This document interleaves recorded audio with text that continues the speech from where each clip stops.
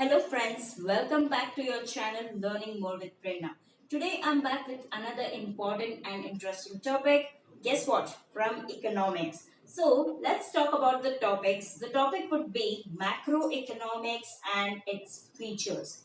So when we talk about the word macro, straight away one thing comes to our mind. That would be big, right? Yeah. So macroeconomics is something that is big. It discusses about a huge topic, a huge things in it.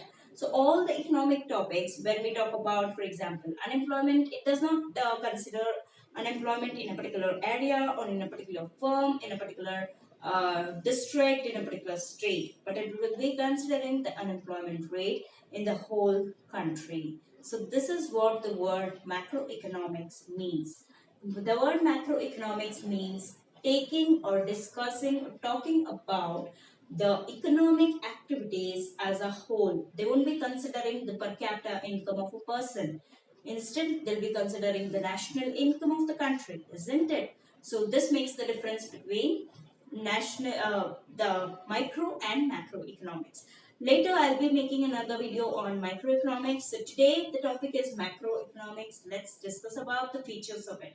So friends, when we talk about the features of macroeconomics or the big economy or the economy as a whole, it talks about the major sectors. So when we talk about the major sectors of the economy, what are the major sectors of the economy?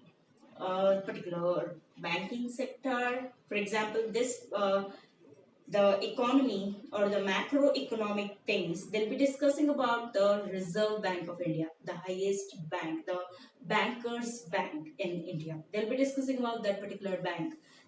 They won't be discussing about, another small banks or one particular sector of the bank. No, they'll be considering about the major sectors of the economy. And the next important feature would be national income. In macroeconomics, they'll be considering about the national income, the income of the whole nation, whole nation. So here it is a macroeconomic topic. Then we talk about the general employment rate. See friends, when we talk about the employment rate, we will not be discussing about the employment rate either in Bangalore, either in Mumbai, Delhi, Kolkata. No, we will be discussing about the general employment ratio or the general employment rate in the whole country, in India or in America. We will not be discussing about either New York or Washington. No, we will be discussing about the whole US. So this is what another feature of macroeconomy. Then the next important feature would be theory of general labor. So friends, when we talk about the theory of general labor, what do you mean by the theory of general labor? When we talk about general labor, many things comes to our mind. That would be aggregate demand, aggregate supply, production, consumption, distribution. So all these will be discussed in a national level rather than industrial level or a particular state level. It will be discussed on a whole economy throughout the particular economic system. They'll be discussing it, and they'll be taking it to as aggregate employment, aggregate unemployment ratio, aggregate consumption, aggregate distribution. So aggregate means what? In total of all the this one economic, including all the states, they'll be discussing about aggregate demand in the all the states, aggregate supply in all the states. So they'll be discussing about the aggregate things and rather than single or particular thing about one particular sector. So another important video is the theory of money. When we talk about theory of money, what does come to our mind? See, when we talk about theory of money, income, then what do we call expenditure, capital, production, consumption, all these things should be managed. So they'll be discussing about the theory of money, as in they'll be taking into calculation the national income rather than per capita income. And when there is mismatch between the employment ratio, mismatch between the balance of trades, balance of payments, they'll be taking into various economic measures through various banking systems and then monetary policy. See, RBI has monetary policy and fiscal policy. So this will be helping us in the theory of money to come out of the problems that the economy will be facing.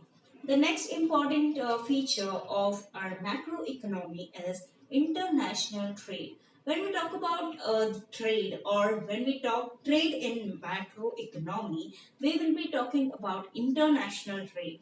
We won't be talking about the trade inside India, or we won't be talking about the interstate trade, interdistrict trade, or intercity trade. No, we will be talking about international trade, the trade between two different countries, India, US, India, Russia, India, Japan. So they'll be discussing about the what do we call international trade between two different countries rather than a particular firm or rather than particular firm, industry, or particular country. They'll be discussing about the international trade that goes on or that will be taking place between two countries of the world.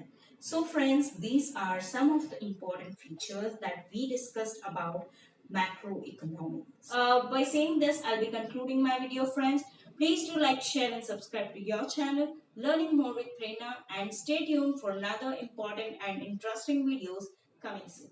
Thank you. Have a great day.